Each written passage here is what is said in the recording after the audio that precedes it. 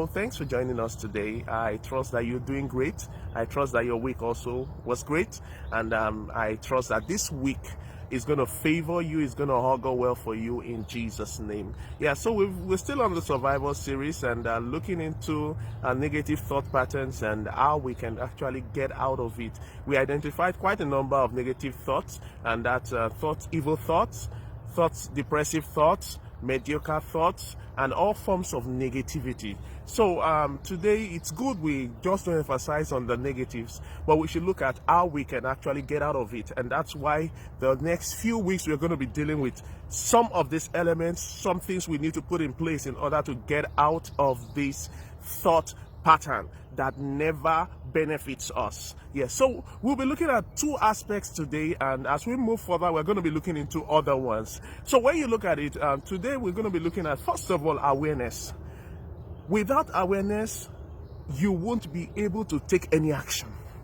So you must be aware that the problem does exist. You must be aware that, based on some of these things I've shared with you and many others, that these things actually occur in your life. And how do you do that? Observation. Look at it.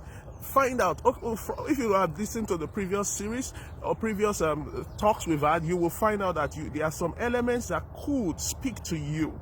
Yes, so that's an awareness, and you need to look at it. If it's really real, please accept it. It doesn't make you less of a person.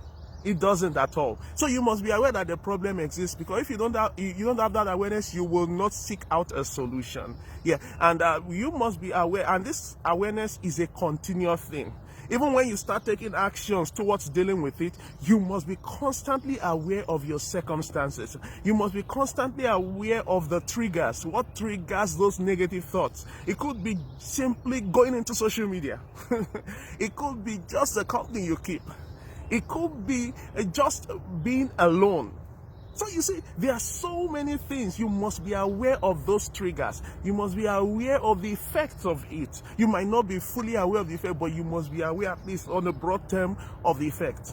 So these are things you need to start doing, being aware of things. David was one person who was always conscious of things around him, who was always aware. And that's one lesson I would want us to take today. David, at some point, if you look at you go through Psalms, you will see that David was a man of highs and lows. He had times where he would have negative thoughts crossing his mind, and he would start crying. He would start behaving, melancholic, kind of. Yeah, and sometimes he's so excited. But one thing was that David knew anytime he was encountering or beginning to accommodate negative thoughts. And that's why sometimes in Psalms 42, 43, down to 45, at different points, he would ask himself, say, why so downcast, O my soul? That is awareness.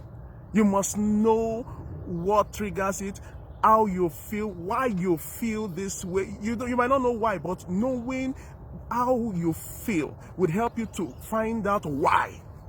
So awareness is very important. In addition to awareness, you must come to a point of decision.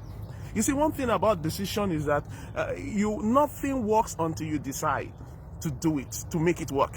You understand? So you must get to the point where you say, it is time for me to deal with this pattern. I am tired of living with this negative pattern. I am tired of thinking evil towards others. You see, something just happened in recent times, and so everybody became so negative towards that person. I think I'll be addressing that later on, maybe in just a little note. But one thing is that many a times things like this tells us, we need to deal with certain elements in our life, and we need to start taking those steps. Because if you don't decide, not until you come to a point of decision, heaven will not respond. So you need to decide, I need to make a change.